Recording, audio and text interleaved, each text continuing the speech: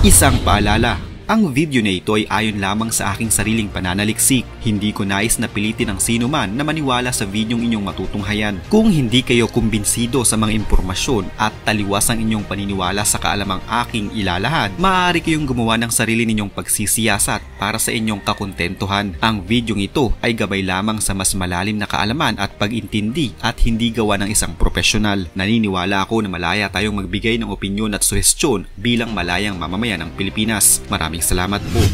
Maraming mga tao ngayon sa Pilipinas ang nagtatanong kung bakit tila walang kibo si Pangulong Ferdinand Marcos Jr. at ipinagsasawalang bahala lamang ang ginagawang pangharas ng China sa ating mga tauhan sa West Philippine Sea. Ayon sa kanila, hindi umano sapat ang ginagawang pagkondena ng ating bansa sa mga aksyon ng China dahil paulit-ulit lamang nila tayong ibubuli at haharasin sa sarili nating teritoryo. May mga nagsasabi pa na dapat umano'y makatikim din ng China para na rin kahit paano ay hindi magmukhang mahina ang Pilipinas at hindi iisipin ng ibang mga bansa na duwag tayo at isang mahinang bansa. Natatagalan ng ilang mga Pilipino sa inilulutong plano ng Pilipinas sa kung paano tayo re-resback sa mapang-abusong mga aksyon ng China. Ayon sa ating gobyerno at ilang mga eksperto, ang ginawang aksyon ng China laban sa Pilipinas ay hindi may tuturing na armed attack.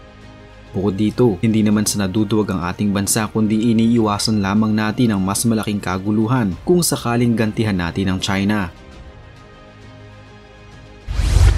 Ayon sa mga eksperto, ang ginawang aksyon na ito ng China ay para umano akitin ng Pilipinas na lumaban at magsimulang magpaputok ng baril.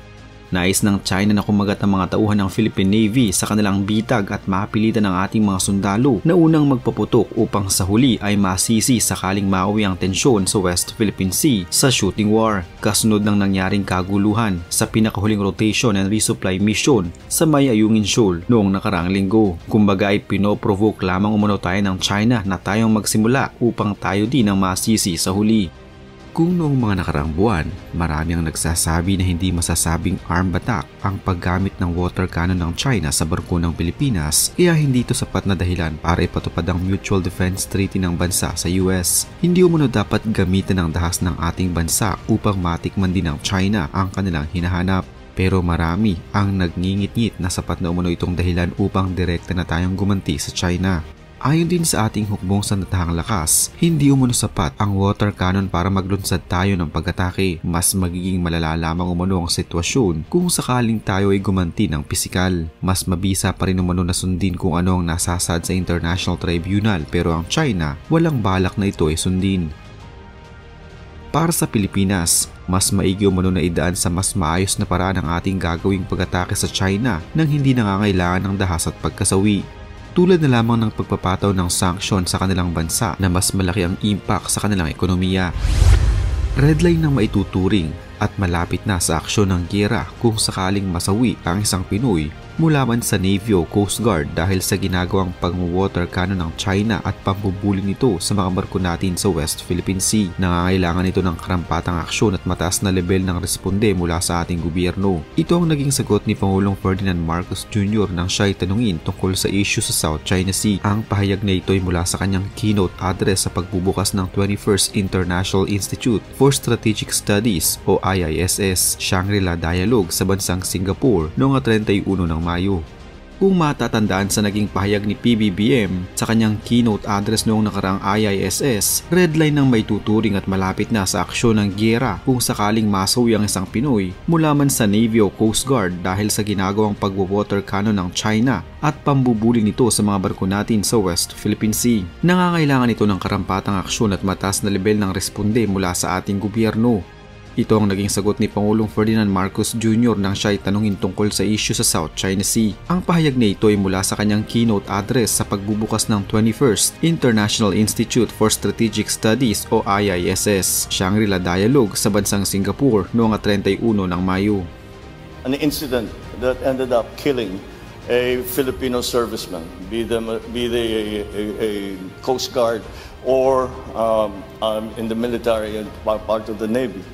Well, that would be that would certainly increase the level of response, and if by a willful act a Filipino, not only serviceman, but even a Filipino citizen, if a Filipino citizen is killed by a willful act, that is, I think, very, very close to what we define as an act of war, and therefore we will respond accordingly.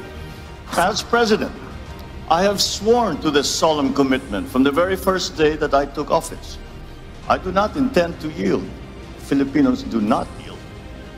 Ladies and gentlemen, we are not only unyielding in protecting our patrimony, our rights, and our dignity as a proud and as a free country. Naniniwala ang mga political analyst na may nakahanda ng operational mechanism si Pangulong Marcos bilang tugon sa ginagawang panghaharas ng China. Maaari umanong hindi pa nailatag ni PBBM ang kanyang operational mechanism sa publiko.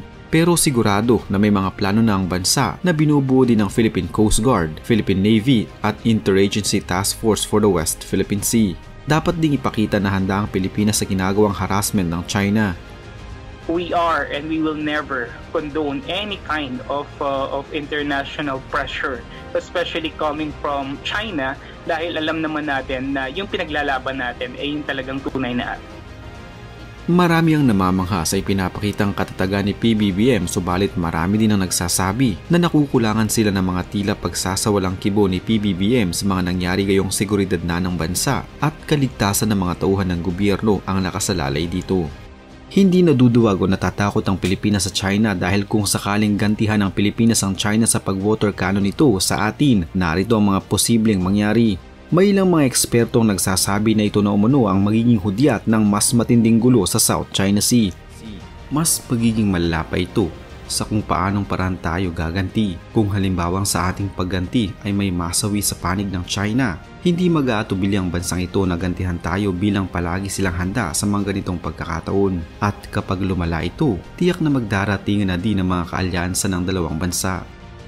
Bukod sa Pilipinas, ilan pa sa mga bansang kalaban ng China pagdating sa South China Sea ang Vietnam, Malaysia, Brunei, Taiwan at Laos.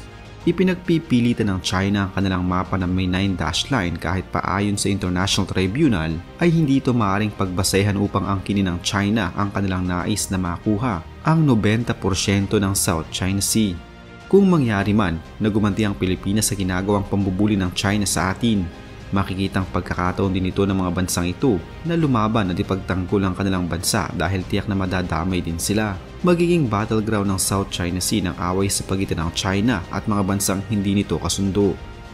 Tulad ng kasalukuyang nangyayaring gulo ngayon sa pagitan ng Israel at Palestine na kung saan damay na ang maraming mga bansa at grupo. Malaki umano ang posibilidad na ganito din ang mangyayari sa South China Sea tulad ng ibang mga nagiging dahilan ng isang kaguluhan sa pagitan ng mga bansa. Walang kahit na sinumang bansa ang makakatiis na patuloy silang ibuli tulad na lamang ng kaso ngayon ng China sa ginagawang pambubuli nila sa mga bansang nasa paligid ng South China Sea, kabilang na nga dito ang Pilipinas. Kampante ang Pilipinas na maraming mga bansa ang sasaklolo sa atin, kabilang na dito ang Estados Unidos na kilalang pinakamalakas na bansa sa buong mundo. Sasaklolo sila dahil na din sa Mutual Defense Treaty sa pagitan nila at ng ating bansa. Bukod sa Pilipinas, ilan din sa mga bansa sa Southeast Asia ang tiyak na sasabay sa kaguluhan upang kahit paano'y makabawi din sila sa China.